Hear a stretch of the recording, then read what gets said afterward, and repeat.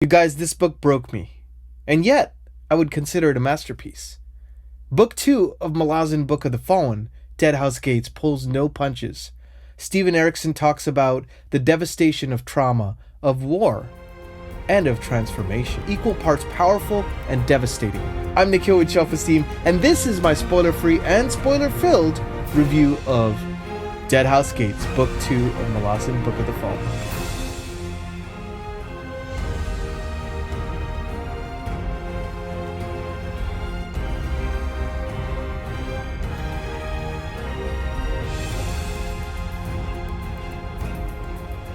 Hey everyone, welcome back to the channel. I'm Nikhil with Shelf-Esteem. I'm a composer, now also booktuber. You can find my music in The Wheel of Time Season 2 and 3, His Dark Materials Season 3, and the newly released Blessed Be the Eternal, the Edan Trilogy, main theme for Philip Chase's wonderful fantasy series.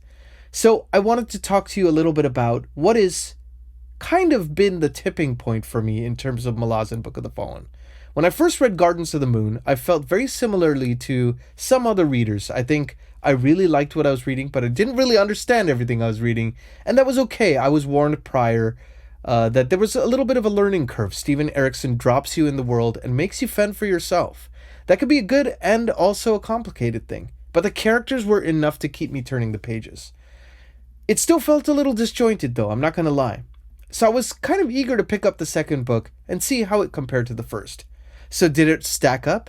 Did it rank as highly as I felt about Gardens of the Moon? Maybe even higher? Maybe lower? Let's find out. A couple key things before we start. I am going to make the first section of it spoiler-free as kind of a gateway for you all in case you want to try Malazan Book of the Fallen and try to keep things a little bit high level, and I'll go narrower as I go, and I will have a spoiler-filled section towards the end of this video, and so you can always duck out as you choose, because I want to make sure that I don't spoil anything for you, so I'll make sure to let you know before I begin actual spoilers for the book and for the series as a whole. So if you like this kind of video, please like and subscribe. And now on to the book. Malazan Book of the Fallen is a military style fantasy for those of you who don't know, but it's so much more than that. It's a character analysis of how there really is no good and evil in war. There's people who believe they're doing the right thing, however guided or misguided that may be.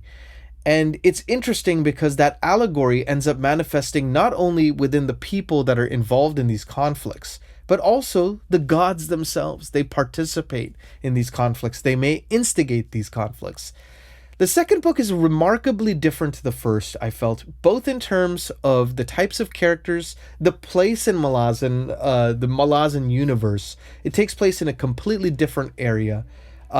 Completely different set of characters, and the tone is much darker. It's much bleaker. Now, Steven Erikson talks about how there's a layer of compassion throughout the series. This book makes you question that because it is so dark, it is so bleak. From the prologue, you feel it, that it's unlike anything you've read thus far in Malazan Book of the Fallen. So, before we jump into what I liked, what I didn't like, maybe favorite characters, favorite quotes, let's talk a little bit about what Deadhouse Gates is about. In the vast dominion of 7 cities, in the holy desert, Raraku, the seer Sheikh and her followers prepare for the long prophesied uprising known as the Whirlwind. Unprecedented in size and savagery, this maelstrom of fanaticism and bloodlust will embroil the Malazan Empire in one of the bloodiest conflicts it has ever known, shaping destinies and giving birth to legends. Set in a brilliantly realized world, ravaged by dark, uncontrollable magic, Deadhouse Gates is a novel of war, intrigue, and betrayal. Confirms Steven Erikson as a storyteller of breathtaking skill, imagination, and originality, a new master of epic fantasy. So, with that leads us to 2006's Deadhouse Gates by Steven Erikson. So let's talk a little bit about the structure of this book first, because it's slightly different to Gardens of the Moon in that the language, the prose is a little bit more direct. You've already kind of seen a few of these characters. They do start to overlap a little bit, but there's not really a convergence. They do feel like separate stories in this Malazan universe. There are memorable characters like Felisin. There are parallel characters if you think about Coltaine and Duiker. One being kind of a military strategist and one being a historian, both seeing different vantage points of the horror that unfolds in the war before them. You have the chain of dogs sequence, which is one of the most harrowing things I've ever read in any book, let alone in fantasy. You have one of the most gut-wrenching POVs in Felisin, a woman who suffers just terrible, terrible acts of sexual violence by her captors, and how she kind of deals with that trauma and also transforms in the process, and transforms the people around her as well. One thing I love about Steven Erikson's writing is that although he doesn't shy away from the gory details, he also makes it in service to the characters in the story. It's never like, oh, let's just have something gratuitous just for the sake of, you know? I think books like that start to lose me personally, because I like to know, how does it serve the characters, the story? Because for me, I'm a character first kind of reader. I feel very fortunate to stumble upon the series because I feel like it really does put characters first, even when the plots are crazy, even when you have absolutely insane like military campaigns. And you have one particular sequence that happens in chapter 22, I'm going to get to in the spoiler section. A lot of that stuff feels very grandiose and awe-inspiring and devastating. But at the same time, it's in service to the themes and the characters that Steven Erikson is trying to weave through the novel. Then you have characters like Mappo and Ikarium, and seeing their friendship blossom over the pages. You know, it's interesting. I had heard from other Malazan veterans that I would really grow to love these characters. And I didn't get that first sense immediately. I thought they were interestingly written, but I didn't see their friendship until it started to blossom kind of later on in the story. And it became a very endearing kind of a theme of sacrifice and duty and friendship. Really, really lovely stuff. And it was a nice contrast to some of the more horrific things that happen in this novel. When you think of characters like Kalam, Apsalar, who was also previously known in the previous book as Sorry, start to see these names start to change a little bit, and Fiddler, they're kind of like the quiet emotional core of the story. They tackle themes about one's identity, one's past. Can one live up to the future if they have a particular past that is more checkered? Is it redeemable? Are they able to kind of rewrite history or kind of rewrite their own personal narratives? So now that we've talked a little bit about some of the main characters that are represented in Deadhouse Gates, let's kind of talk about my favorite character, Felisin.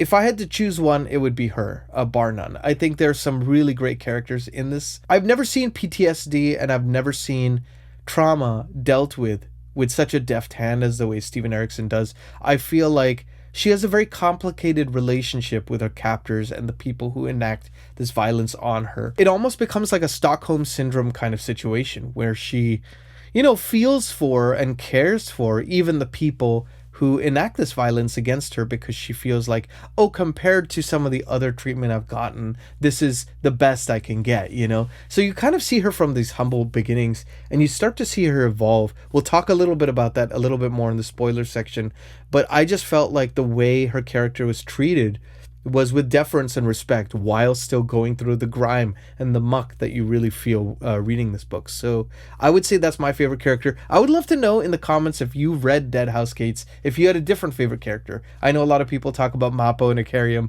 and their friendship, but I'm curious to know if you've read it and what you know, kind of where you land on the characters there. So we've talked about the characters. One thing I feel like are very strong in this particular book, I feel like that there were some more memorable characters in Gardens of the Moon.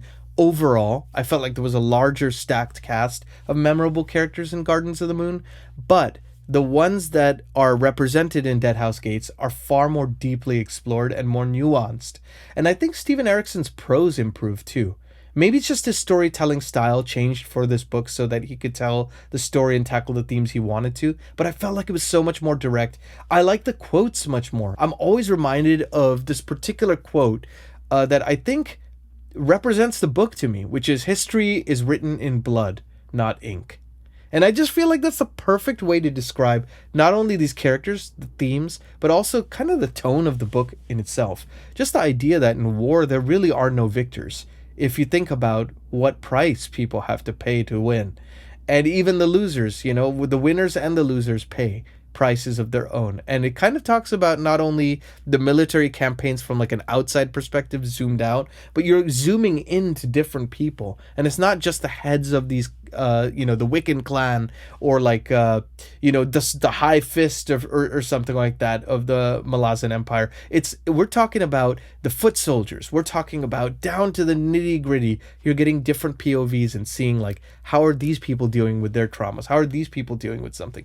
Very, very fascinating stuff. So I gotta say the prose was really great, and that quote probably sticks out to me the most out of all of them, although there's a lot to choose from, and I had to kind of make a list to see which ones I would want to actually talk about. But that one is the one that stands out to me and really represents the book to me. So let's talk a little bit about the themes, I think, because I kind of made a list here, and I want to make sure that I tackle all these themes, because there's, I think I was watching a chat with Philip Chase and Joanna from Joanna Reads. I want to say Philip had mentioned in that chat that Steven Erikson writes two themes. So instead of writing something and then trying to incorporate themes into it after the fact, he has the themes kind of that he wants to say, and he builds the story and characters around that theme.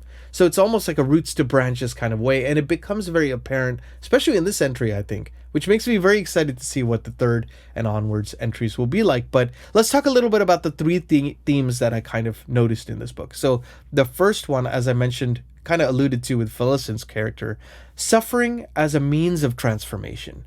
The idea that what she goes through in that first couple of sections of the book, being out of 4 sections that there are total, not only that she's able to kind of transcend those in spite of what happened to her, but that those particular things becomes the gateway to her transformation.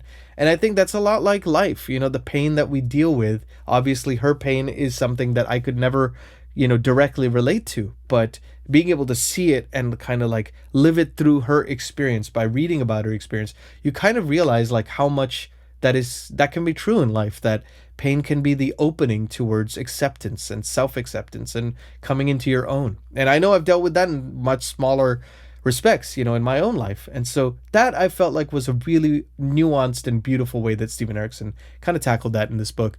I want to also talk a little bit about the weight of history. So you have 2 different vantage points, like I talked about in the character section. Coltaine's vantage point as a Wiccan turned fist for the Malazan Empire, and kind of his idea of military strategy and the whole chain of dogs sequence that he kind of goes through in this book. It is pretty harrowing, but you get to see it from an action perspective, a very active kind of perspective. You get to see war. Now, on the same token, you have Duiker, who's a historian. Now, historians are supposed to be more passive, right? As you'll find out in this book, that's not always the case, but one thing I found to be very interesting was how he viewed those same events, but he's seeing it from a very different vantage point, and he's thinking of it in terms of a historian. He's thinking of it in terms of the past. He's not just thinking of it in the throes of battle. Does that make sense? So like when a military commander is in the battle, they're planning for the battle, they're strategizing about the battle. When the battle takes place, you're in it. And you see these kind of parallel perspectives converge in that final sequence. And I just really love the way Steven Erikson represented those characters. So that would be the second theme. The third theme I kind of want to talk a little bit about in this is about the quest for power and the quest for compassion, and kind of how they lead people down different paths. I thought that was really interesting in the way it's explored in this book. So kind of like what I was alluding to before, that, in war, that always comes at a cost. And you see systematically in this book that no one is safe from it. And I'm talking about the people who are passive, the people who are the leaders. Everyone is broken in some way. Everyone suffers their own kind of trauma that they have to deal with. But it's never done in a heavy-handed way. It's done in a very realistic way and a multi-layered way. So I think that was another theme that is really explored really well in this particular book. So the question becomes, did I like it, and what didn't I like? So let's get to the first part, which was pretty obvious from this video that I've talked to you all about so far, which is the characters I felt like were more compelling in this. The themes were more nuanced and widely explored in this. And I felt like the prose was just a lot more solid in this book. It was easier to follow, even when the world started to expand out and there were certain things that got a little confusing, but it still felt easier as a whole to follow it because it didn't feel like disjointed stories that were kind of in the same universe, if that makes sense. So there was a through line, thematically, character-wise, and of course with the prose. So let's talk a little bit about what I wasn't as keen on in this book. There was a lot of bleakness. And that's not a bad thing. I do love my grimdark. I read Joe Abercrombie. I love grimdark in my books. I read a lot of horror. But I think it would have been nice to see just a little bit of a layer of compassion, a bit more. You know, because I keep hearing about Steven Erikson's compassion in these books and how that becomes a long-running theme throughout the series. I would have liked to see a little bit more of that because it was very difficult reading that. And just seeing chapter after chapter of these people just going through it, you know. I think also I was reading 1984 at the same time. Probably not the best idea. I would recommend maybe a Legends and Lattes or something to balance it out. But I really did enjoy what I was reading. I just wish maybe a little bright spot here and there would be kind of nice. And the third thing I would say is that, you know, as I mentioned, the world gets wider, right? And some of the stuff with the whirlwind, some of the stuff with the shake transformation, I'm going to keep it at that until we get to spoiler sections. There were a lot of unanswered questions. I don't know if that was deliberate. I don't know if I missed some specific things. But I kind of wish some of that stuff was a little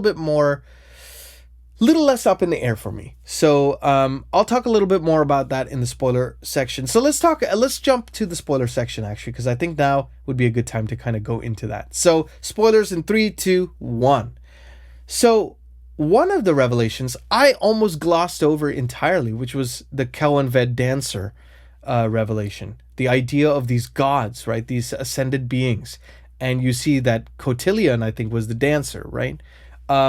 Really interesting stuff. You find that out at the end of book 1. Completely almost missed it. So, you know, I'm glad that I took my time with this book and I read it over 2 months because I would have missed a lot more. Probably did miss a lot more. One of my favorite sequences, of course, was that parallel of Duiker and Coltaine and how they kind of converge in the chaos of the 4th book. I think chapter 22 will go down as one of the most powerful, disturbing things I've ever read. The whole, like, I forget what it's called. I guess it's where like all those people, there was 10,000 soldiers were all crucified in a row. That was just some horrifying stuff, and how Duiker ends up being a casualty. But the way it's talked about, it's like half a page where he goes from like being okay to being crucified, and it's just so matter of fact. Like it's also just so, you know, that's what happens in war. You know, even the people who are reporting the history can become a part of history, whether they like it or not. And I thought that was really, really neat the way it was done. But man, I had to stare at a wall after that. So I would say that's probably one of my favorite sequences.